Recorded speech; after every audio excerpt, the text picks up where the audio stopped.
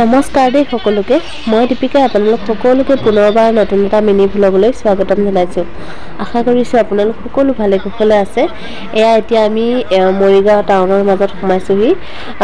আমাৰ গোখানি দেখিছে আৰু ডাঙৰ বাইদেউৰ লগত আহিছো এফালে আকৌ আমাৰ গোখানি একদম সিটলৈকে সমানে সমানে বহি আহিছে তাই অটো আৰু টমটম বুলি ক'লে পাগল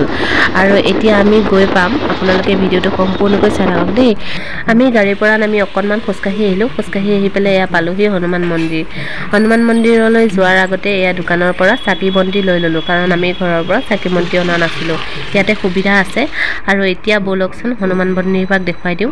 এয়া চাওক সোমাই কি ইমান এটা ধুনীয়া পৰিবেশ ইমান নিৰিবিলি পৰিবেশ ইমান ভাল লাগিল আৰু এয়া বাহিৰতে চাকি বন্তি জ্বলালো জ্বলাই পেলে ভিতৰলৈ যাম আপোনালোকক এয়া বাহিৰৰ ভাগটো অকনমান দেখুৱাই দিছো বহুত ভাল লাগিল আৰু বহুত দিনৰ পৰা মই ভাবি আছিলো এই হনুমান মন্দিৰ ভাগলৈ আহিম বুলি কিন্তু আহিবলৈ সময় সুবিধা পোৱা নাছিলো আজি আহিলো বহুত ভাল লাগিল মনটো আপোনালোকক অকনমান দেখাই দিলো হনুমান মন্দিৰৰ সেৱা ভক্তি জনালো জনাই পেলে আকৌ ৰিক্সা এখন ধৰিলো খোজকাঢ়ি আহিব পাৰিলো হয় কিন্তু মোৰ ৰিক্সাত উঠিবলৈ বহুত মন আছিলে আজি 18 বছৰৰ পিছত মই ৰিক্সাত উঠিছো কিমান মনটো ভাল লাগিব কওকচোন আৰু এতিয়া টাউনত অলপমান কিবা কিবি কিনা কাম আছে সেইখিনি কিনি লওঁগৈ আপোনালোকে ভিডিওটো সম্পূৰ্ণকৈ চাই থাকিব দেই এফালে এতিয়া মৰিগাঁৱৰ পৰা আহিলো আহি পেলে মই ডাইৰেক্ট সৰু বাইদেউৰ ঘৰত সোমাই দিলো ডাঙৰ বাইদেউ মোক ইয়াতে থৈ পেলে ডাঙৰ বাইদেউ গুচি গ'ল ডাঙৰ বাইদেউ আৰু সৰু বাইদেউ দুইজনী 12 পূজাতে বিয়া সোমাইছে দেই আৰু এফালে এতিয়া মই আহিগে কাপোৰ কানি খলাই লগে লগে পাকঘৰত সোমাবলগীয়া হৈছে দেখিছে নহয় সৰু বাইদেউ মানে অকনমান অসুবিধা গতিকে মই এয়া ভাজি আৰু তৰকাৰী বনোৱাত ব্যস্ত বাইদেউ ভাতকিটা বনাই থৈছে বাৰু এফালে এতিয়া মই ধুনীয়াকৈ ভাজিখিনি বনাই লৈছো বইলা মাংস বনাইছো দেই এয়া চাওকচোন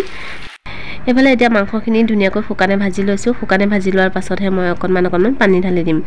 আৰু এফালে দালিখিনি হৈ গ'ল এতিয়া খাবহে লাগে আৰু মাংস হোৱাৰ পাছত আপোনালোকে মোৰ ভিডিওবোৰ কৰ পৰা চাই আছে কমেন্ট এটা কৰি জনাবচোন আৰু যদি ভিডিওটো চাই ভাল পাইছে লাইক এটা কৰি দিব এতিয়া ভাত পানী খাই আজৰি হ'ম আজৰি হৈ পেলে অকনমান ৰেষ্ট লৈ আকৌ ডাঙৰ বাইদেউৰ ঘৰত যাম এফালে এতিয়া আমি আহি পাই গলোহি ডাঙৰ বাইদেউৰ ঘৰ অৰ্থাৎ মোৰ মানুহজনৰ ডাঙৰ বাইকৰ ঘৰ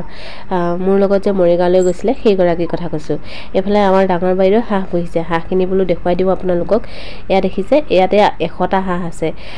বাইদেউৱে ফাৰ্ম খুলি লৈছে হাঁহৰ আৰু এফালে হাঁহখিনিক গা ধুবৰ কাৰণে ধুনীয়াকৈ সুইমিং পুল বনাই দিছে মানুহেহে গা ধুব লাগে নেকি সুইমিং পুলত হাঁহেও ধুব পাৰে গতিকে এয়া ধুনীয়াকৈ বনাই দিছে দেখিছে নহয় লগতে গছ-গছনিও ৰুই দিছে আৰু হাঁহখিনি থবলৈ কাৰণে ধুনীয়াকৈ এটা ঘৰ সাজি লৈছে আপোনালোকক দেখুৱাই আছো সেই ঘৰটো এফালে ইয়া দানা দি থৈছে দেখিছে আৰু হাঁহখিনি থবৰ কাৰণে বহুত ডাঙৰ জেগা এডোখৰ নালাগে